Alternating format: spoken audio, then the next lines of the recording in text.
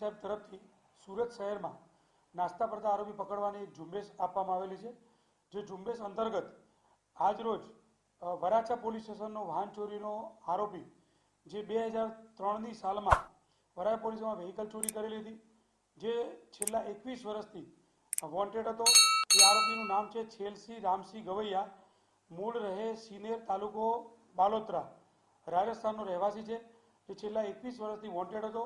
એ આરોપીની અમને બાતમી મળી કે એના ગામથી 8 કિલોમીટર દૂર શિવાના ગામ ખાતે એક નાની પોતાની મંદિરની દેરી બનાવી અને સાધુ વેશ ધારણ કરી અને ત્યાં રહે છે અને સાધુ જીવન ગાળે છે।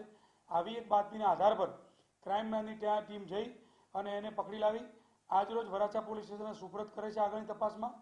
આ આરોપી 2003ની સાલમાં વરાછા શાક માર્કેટમાં મજૂરી કામ માટે આવેલો હતો।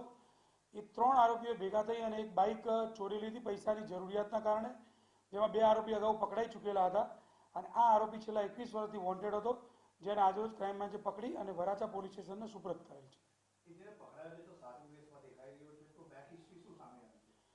એની બેક હિસ્ટ્રી કંઈ નથી, એ મજૂરી કામ કરતો હતો અહીંયા વરાછામાં અને એના પછી બાઇક ચોર્યા પછી એના ગામ જતો રહેલો।